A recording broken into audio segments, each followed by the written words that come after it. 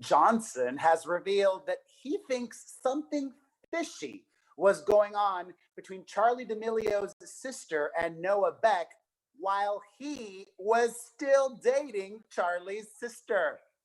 I'm Perez Hilton. I'm Gabby Conti, and this is Live with Perez Hilton. Yes, the tables have turned here. Griffin Johnson was just on Dave Portnoy and Josh Richards' BFF podcast, where he said that he keeps on getting labeled as a cheater, but, quote, if the actual real story, there was a bunch of weird that was never out. He went on to explain that there was weird stuff going on between Noah and Dixie while he was still dating Dixie, like they had a best friends group, and they were going on trips to Malibu together at night. As for Griffin's cheating allegations, Griffin thinks these Snapchat screenshots were a little curated since the girl who called Griffin out for DMing her was actually from Dixie's hometown. Apparently, he didn't slide into her DMs. He was responding to DMs when he and Dixie were broken up for a couple of days before their official split, and he said he was very sad and emotional at the time. Griffin does admit that he did his, quote, share of wrong, and that he should never have messaged back the girl, but the cheating was never physical, it was just in the DMs. Griffin feels it's unfair that he gets labeled as a cheater because of the situation, but admits that if the D'Amelios ever needed anything, he would be there for them, but there is no friendship anymore between him and Dixie, and that is mainly because of his diss track. Gabby, you forgot to introduce me. Oh my gosh, sorry. I forgot my name. What happened? Oh my God, Tony, I'm sorry. I got right into it. We are joined today by Tony. I'm just so excited for this, guys, to get to be hanging out with Perez and talk about my boy Griffin Johnson. What's up? Yes. Very, very well, exciting. There's so many thoughts. So much going on Before here. we get to any of them, though, I need to share some exclusive information with the Hollywire viewers. Okay. A few weeks ago, when I was in here, I shared with you, Gabby, that I slid into Griffin Johnson's DMs to give him advice. For no other reason than to give him advice. Well, I'm almost certain that he watched that. He saw us talking about him, and then he slid into my DMs. Yeah. He messaged you back, Perez. Yeah, that's right. He messaged me back, yes. Let's get that right. The correct lingo.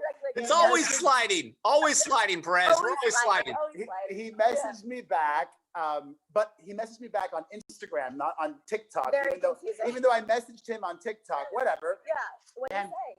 He just said, you know what, I was wrong about you, and thank you. And ever since then, I see him liking and commenting on my photos. And even just what he said on the podcast when talking about his ex-girlfriend, Charlie's sister, and the family, saying that he would be there for them.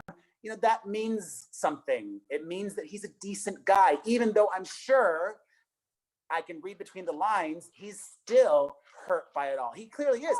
He started off by addressing the world that most people are viewing him nowadays as a cheater and negatively, and he still is bombarded with hate comments every single day.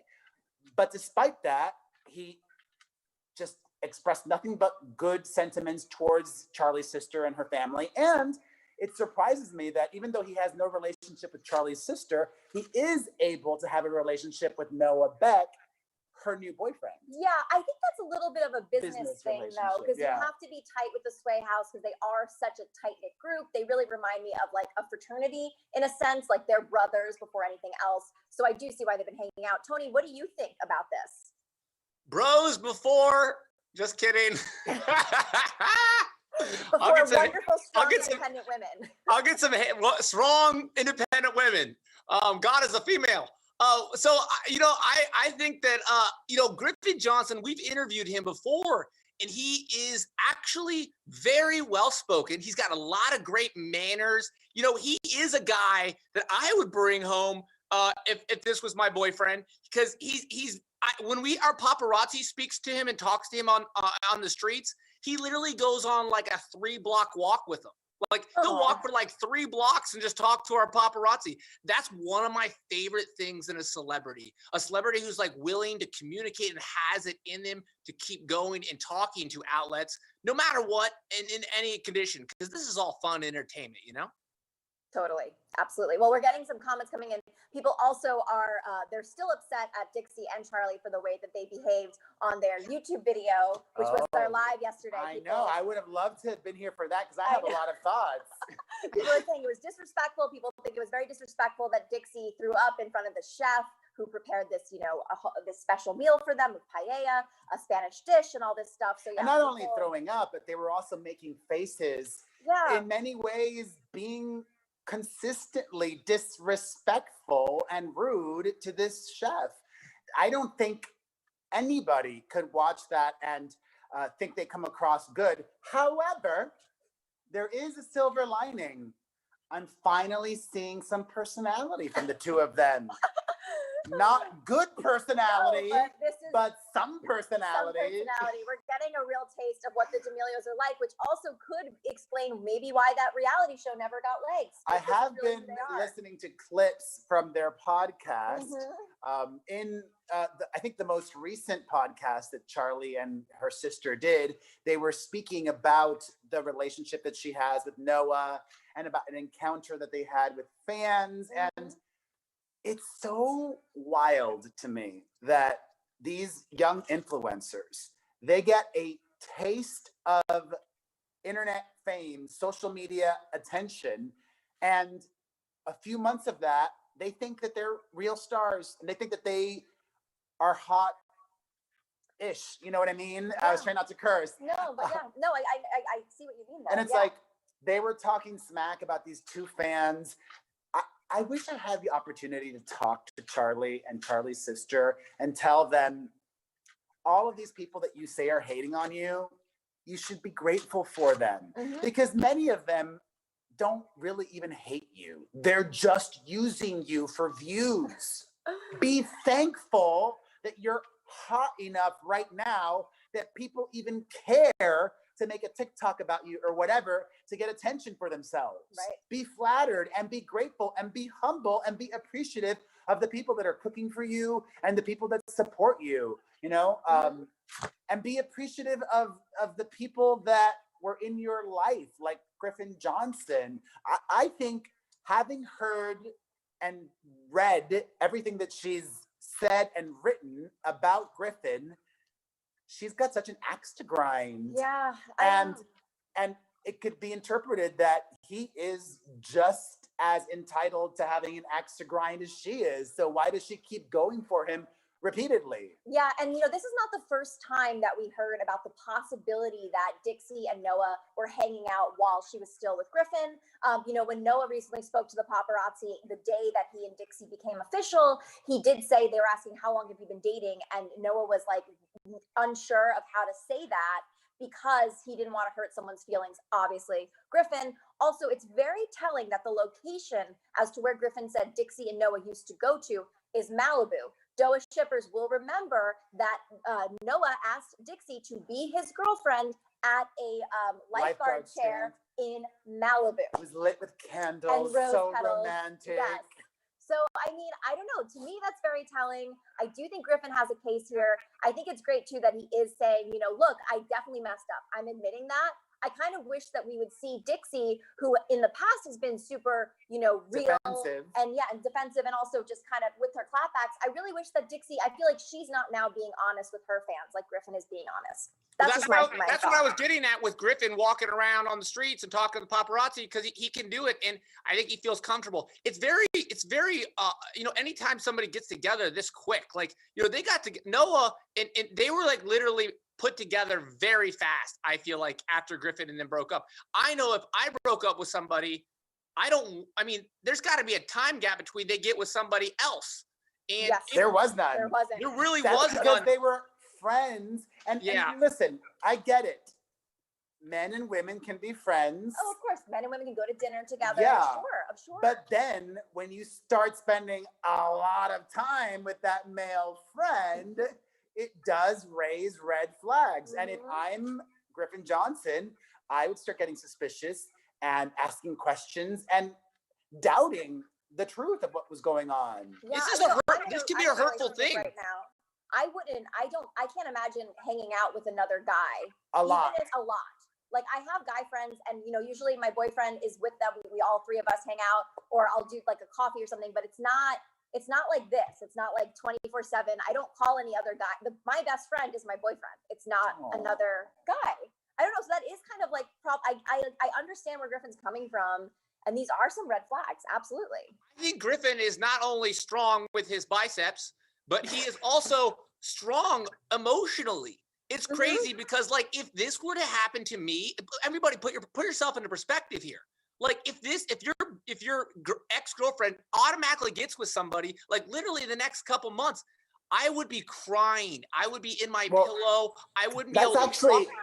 That's the least of his problems. I guarantee you that he's more bothered and hurt and had to really take his time to process the exorbitant amount of hate that he's gotten from her fans and her sister's fans as well. That's way harder. That's as crazy. Somebody who gets a lot of hate on social media. And he's young and he's new to it. So that's a whole other experience for him. Also, look at his image. When he came to the scene, he was working to be a male nurse, right?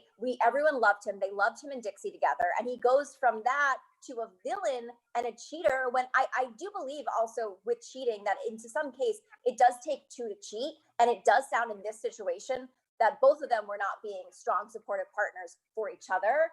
And I mean, and also the fact that he's telling us that these DM responses were not even happening when him and Dixie were together. Not to excuse that, but that they were on a break. It does excuse that. It does, yeah. It does excuse that. It's like Ross and Rachel on Friends, guys. But they you know what? On a break. Or like Lil Huddy and Nessa Barrett. Yeah, they were on a break too. You know what we always, I feel like we've been on a roller coaster with this, because I feel like we've been in this same room together as news anchors and have been like, Griffin Johnson, you are a cheater. Like, I remember reporting news on really being like, God, Griffin sucks. He's like asking for toe pics. Like, and we were siding with Dixie. And it's interesting, Gabby, from like a female perspective, because we all have to also look at both perspectives of this. Like, what are the females still need to understand, because it's hard. I don't know when guys are asking for whatever pics they're asking for on Snapchat. That also is hard as any relationship for person to get. You know what I mean? So can you, what do you, let's take Dixie's side for a second here. What do you think, Gabby? Dixie's side is, it seemed like that she was publicly humiliated by the situation, because what had happened is this girl, who now we're finding out is from the same hometown as Dixie, which, by the way, next door to my hometown, Westport, Connecticut, Norwalk, Connecticut, they're right next to each other. I get it. But like, so this girl knew Dixie and then had shared a TikTok with screenshots from Griffin texting her on Snapchat. Yeah, but they were not together at the time. Right, now we're hearing this. But from Dixie's narrative, we didn't know that. We thought Dixie and Griffin were together. They had just became official boyfriend and girlfriend. They had a lot of shippers, and then all of a sudden, we're seeing the screenshots. Right, but pause on that. They had just become official, but they had still been dating for months prior to that. And they were mostly long distance during that time, and now they were both in the Los Angeles area at the time. But I do see, like, I mean, from the information that we had at the time that Griffin was labeled a cheater, I get why people were so upset and heartbroken, because I do feel like with these relationships, like Bradison and now with Noah, like fans become so invested and they ship these couples so hard that when the couple breaks up and there's someone to blame, and at the time it was Griffin, I understand why the fans were so heartbroken and why they were attacking Griffin. Not to say it was right, though. Not everybody is as mature as my JoJo Siwa, who's actually younger than Charlie's sister. Oh, wow. JoJo, I think, is only 17 years old, recently had her first public boyfriend. They just broke up, sadly. Somebody posted something attacking him, and JoJo commented saying, nothing happened. It just didn't work out, and we truly are friends. Right. I hope and pray that in 10 years' time, when my children are around JoJo Siwa's age, that they have a role model to look up to like her. Because I would rather my children respond like that than how Charlie's sister and Griffin Johnson have been going back and forth on social media. Because JoJo Siwa is also a social media star. She is. If she wanted to, she could throw down and be petty and get the views, but she doesn't need to because she's making so much money selling hair bows and other things. Right. Well, and also you could say too that this breakup kind of rose Dixie's star in a way, because the breakup happened and then her song came out, and so people were rooting for Dixie with her music career, and now her music career is blowing up, which, I mean, happy for her for that, but it does seem like, you know, playing victim does help you out a lot. I mean, that was the beginning of Taylor Swift's career. A lot of her songs were playing victim. So I get it. I get what I wouldn't phrase it that way. She felt wronged, and she had valid reasons for feeling wrong, as did Taylor Swift. I wouldn't say either of them were victims or playing the victim. If that's the case, and I played the victim a bunch, because if I could say screw. If you screw me over, I'm going to talk about it. Yeah, and that's what Dixie was doing, and I guess, you know, and fans were very supportive of it. I'm curious now, if any Dixie fans are watching this right now, where do you stand now with the D'Amelios? Has your opinions changed about them? I'm curious to hear that side, because there's some JoJo Siwa fans watching. JoJo Siwa is queen. She is. She definitely is. And we should invite her on to the show. Yeah. Yes. Oh my God, we got to make that happen. I've never spoken to her. I love JoJo Siwa. I've bought hair bows. She even had some, what did they call that? Slime. I bought a slime kit from JoJo Siwa. I support. I would have gone to her concert too, but that whole thing got canceled. We're still living in a pandemic, by the way. There are talks here in California, where many to most of these TikTokers live, that the governor might impose a curfew. Whatever will those TikTokers do then? Well, they're just going to have to go to Salo Ranch earlier, I guess. Oh my God, yeah. They're all going to be boozing at 12. That'll be even better.